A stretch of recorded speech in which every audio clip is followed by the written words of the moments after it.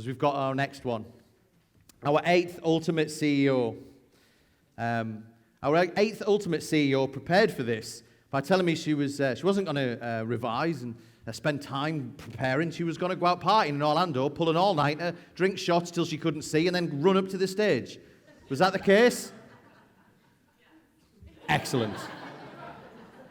All right, but before she did that, she increased her revenue by $170,000. She increased her profit by 42%, and she reduced her clinic hours from over 50 hours down to less than 5. Once again, make all of the noise for Christine Astarita! Don't you know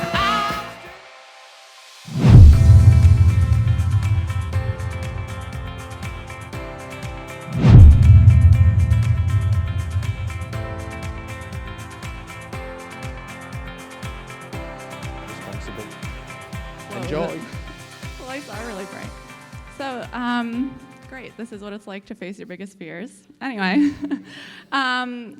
so how my journey started. First of all, thank you all for reading my novel that I wrote in that booklet. You probably didn't make it all the way through, so hopefully this will finish it up. But I started Breakthrough PT in July of 2017, and I opened it because I noticed that there was such a need for programs for children and adults with special needs. That is where my whole heart is and with that population. And I've always wanted to open my own clinic. And so I decided to just take the leap. I had at the time worked for a pediatric hospital and home care, and so was able to transition from home care with the flexible schedule to then transitioning to my business full time and continuing to grow from there. So I was solo. I wore all the hats, as many of you have done or are currently doing, and now have a team of 4, which includes me. And we are in an awesome position thanks to CEO, so I'm excited to tell you about that.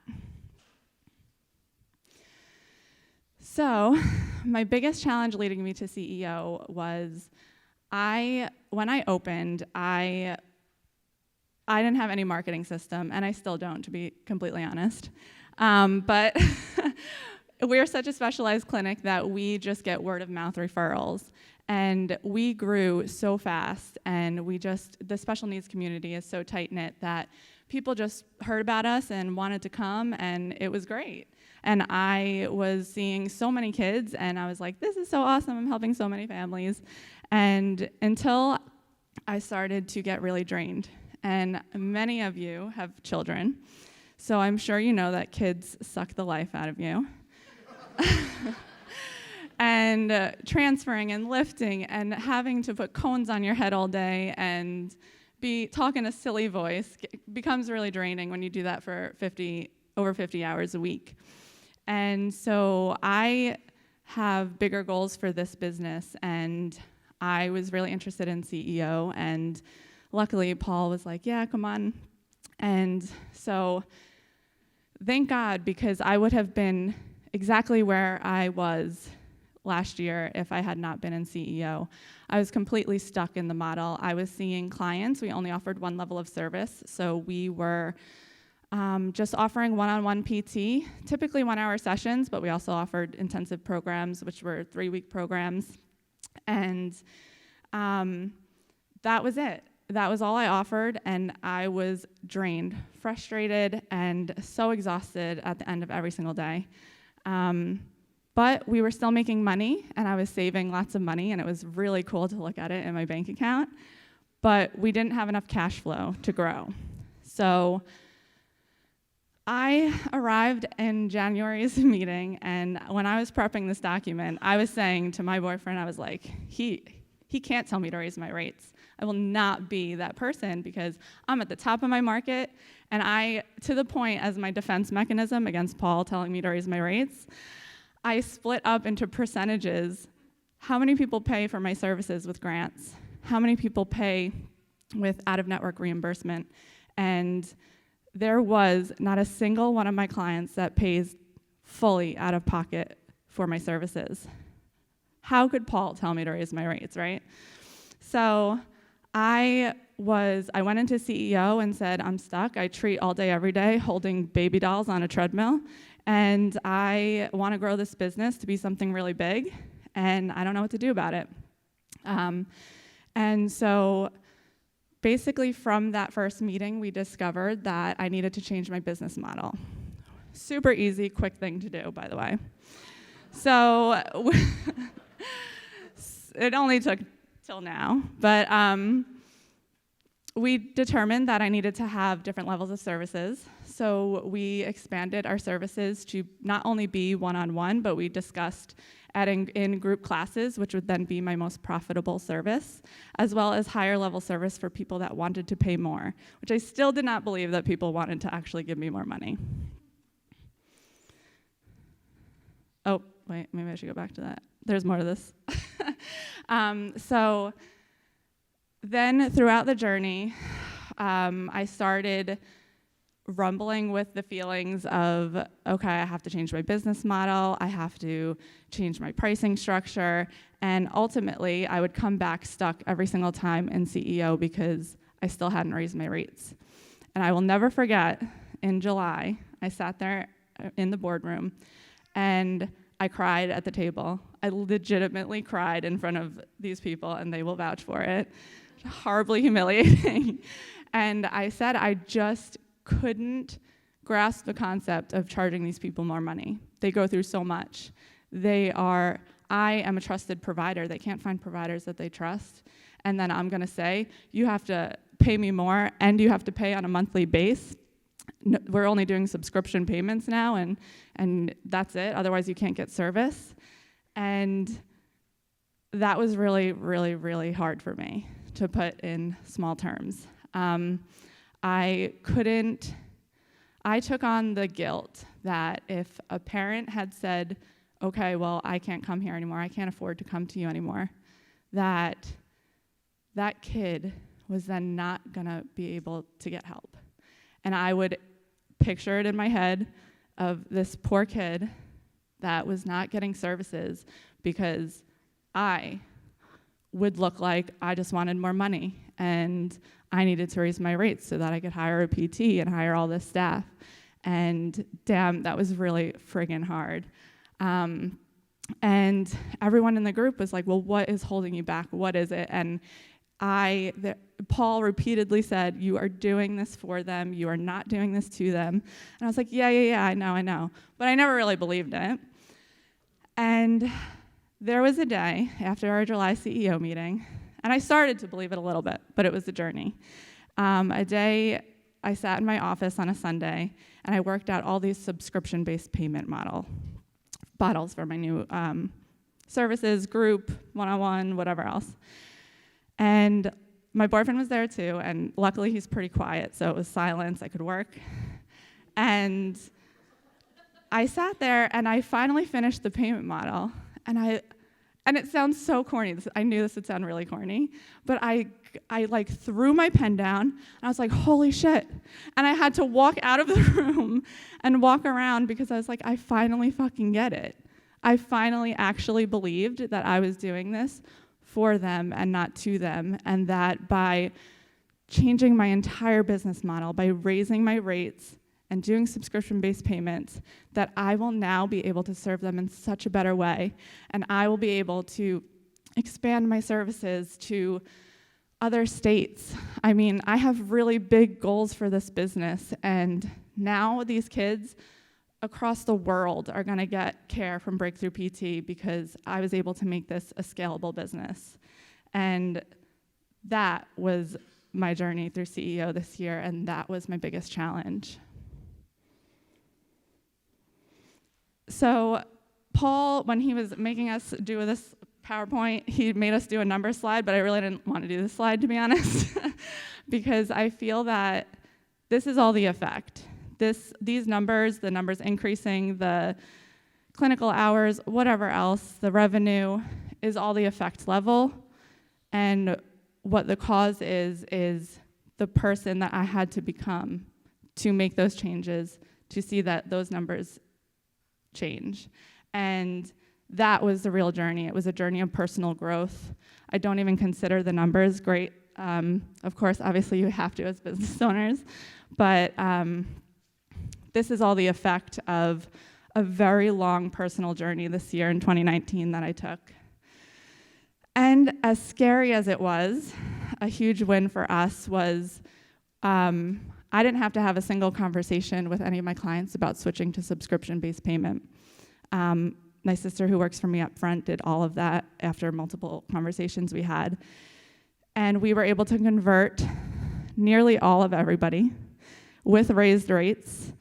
And the one person that we didn't convert will be coming back to us. And so now we are in an incredible position at the end of this year where we have predictable cash flow and where we can only go up from here. So for the next 6 to 12 months, we have predictable cash flow, which will make tomorrow, when I do my budgeting, super easy, where now I can continue to focus on the things that I need to because of these changes that I was able to make with the help of everyone in my group challenging me. How the journey has changed me.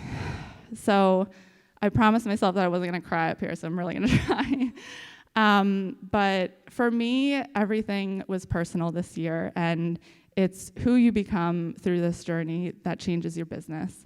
And I had to overcome so much of myself. I identified myself with so many false beliefs and self-limiting beliefs.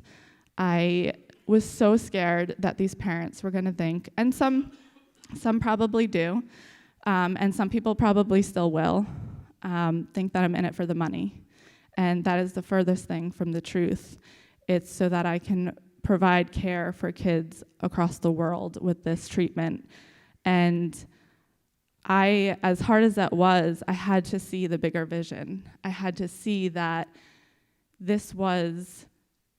was more to this. I couldn't keep staying stuck and achieve what I wanted to achieve and be the person that I wanted to be if I didn't overcome this.